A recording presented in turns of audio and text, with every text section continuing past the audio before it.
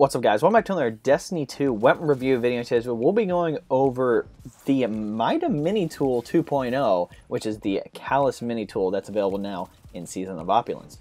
Now, on how to obtain this weapon, it is available through the Menagerie. Basically, in the first rune slot, you're going to want Rune of the Beast. That is a purple rune. And then for your second rune, all you need is another purple rune. It really doesn't matter which one you use. That will give you the CALUS Mini-Tool.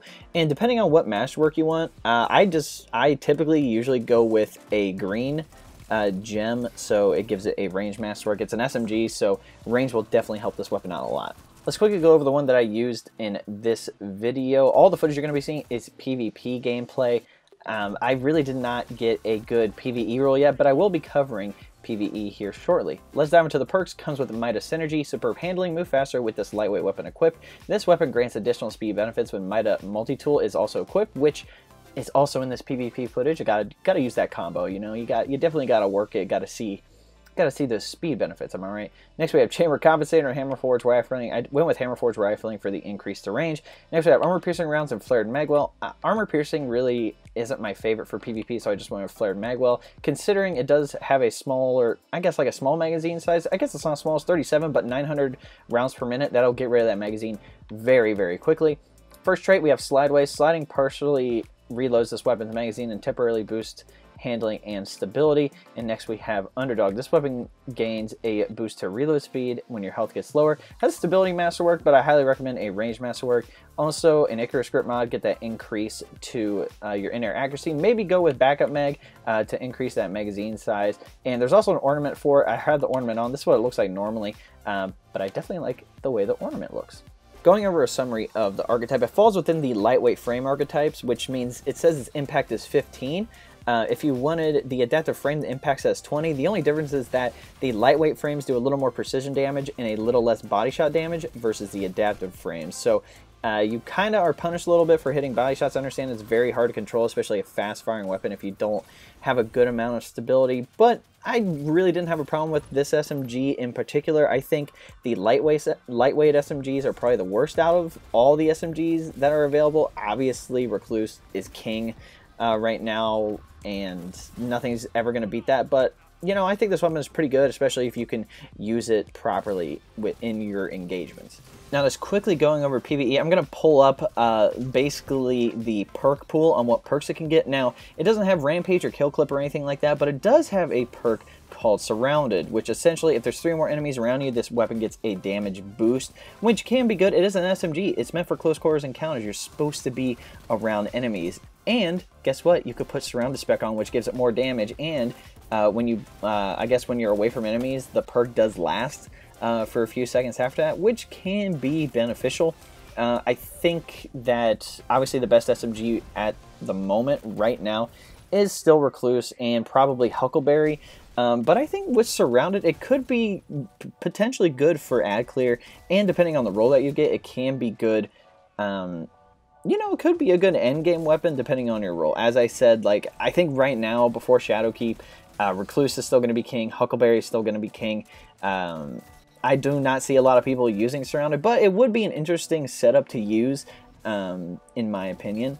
Now, if you're looking for a PvE god roll, I'd highly suggest having a barrel that has a lot of range on it. Magazine-wise, I'd probably go with high caliber rounds. You get that flinch factor as well. Ricochet rounds would be probably fine as well. Light mag would be good, but high caliber rounds I think would be the best option. You could flinch all those ads. Maybe even armor piercing rounds. You could penetrate more than one enemy at a time. So I think that'd be pretty good.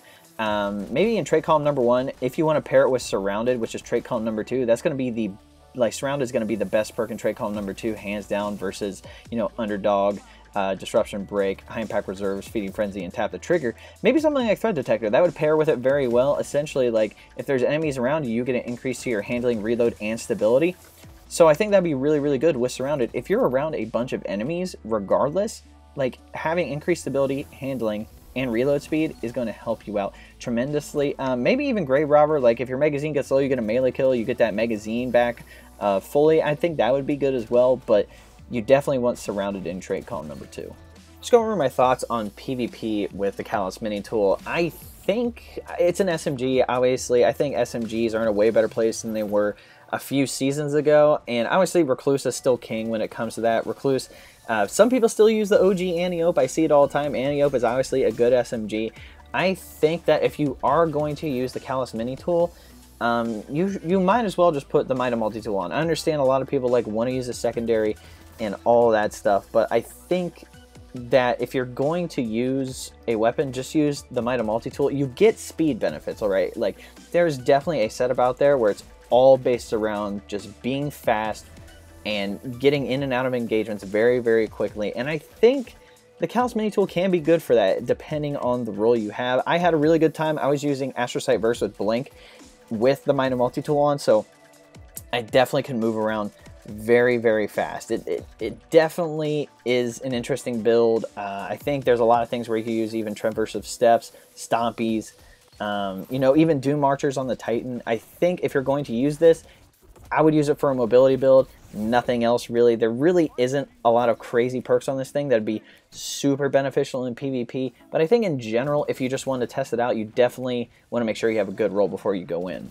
So again, I think a PvP god roll would probably have a barrel that gives it a good amount of range. If you don't care about range, maybe polygonal rifling. That helps with the recoil control. It makes it very, very good. Magazine-wise, 100% ricochet rounds. If you had to choose a second one, probably light mag. Third one, high caliber rounds, somewhere in there. But ricochet rounds is definitely your best option. Trait calm number 1.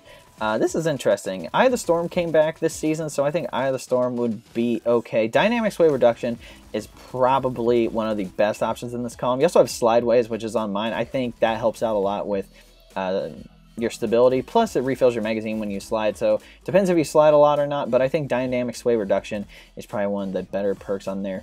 For trait column number 2, I would say either go with high impact reserves. You will get to the bottom of the magazine very, very quickly, and the extra damage at the bottom would be beneficial. Feeding Frenzy, you know, Feeding Frenzy is an interesting perk. Depending on the magazine size on this thing, you might want to have a big magazine. And so you also have Tap the Trigger. Tap the Trigger would not be bad either. You get that increased stability for your first few shots for a second or two, which would not be bad either.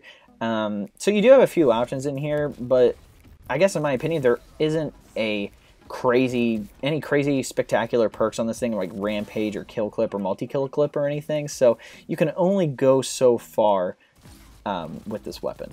Quickly covering Gambit again, I think you want to go with that PvE role with Surrounded, but in general I don't think it's going to be very effective in, I guess, just Gambit in general. Yes, it is an SMG, yes you can get good perks to clear out enemies, but I feel like the utility of it with Gambit, you need to have weapons that perform well in PvE and PvP, and the CALUS Mini-Tool just does not fit that at all. Just going over my final thoughts, I think that the perk pool on the CALUS Mini-Tool, it's not superb. It's not anything that you can be like, oh wow, like I can get a really, really good god roll for PvE and PvP. I think that like PvE Surrounded, great perk, good ad control. You know, that's fine, but I think a lot of people are still going to be using Recluse and Huckleberry regardless. I think that for PvP, there's just, again, Recluse. It's still very good. Anti-Up's still very good. I really do not see a lot of people using the CALUS Mini-Tool. And I don't think it's the point of that it's not good. You can potentially get a god roll with certain good perks, but I just think there's way too many better weapons out there. Not that it's bad, it is usable. And I think it'd be very beneficial if you're going to be going for a mobility build. We're now at the end of the video, guys. I hope you enjoyed it, but there are 3 things I want to go over. First up, my clan, the D1 Fire Team, is looking for active players in the Destiny community. Our members play all sorts of activities from casual PvE and PvP to the endgame content. If you're actively playing Destiny 2 and want the benefits of a bigger clan, the link to join is below. It'll say clan link. All you have to do is request to join, and myself or one of the admins will approve you. If you're with a smaller clan and want the benefits of a bigger clan, and you have, like, let's say, like 7 to 10 members, I'm just using that as an example, but if you want to come over, just send me a message on any of my social media links and we'll try to get something set up. Number 2, if you want to know how to support me, there's a link below that says best way to support me. That'll take you to a 4-minute video. If you want to go check that out, that would be awesome. But if you don't want to do that, you can always like this video, subscribe to the channel, share this video, and all that good jazz if you want to do any of those things. Lastly, we have a link to the community Discord below. Just a heads up, we're looking for anyone with moderator experience to potentially run the Discord. I know for myself, I'm more of a player instead of a manager, so if you have some moderator experience, just send me a message and we'll try to get something set up. I know for myself, I'm on Xbox, but if you guys would like to talk or chat with me, Discord is going to be the best way to do those things. Alright guys, hope you enjoyed this video. We'll catch you next time.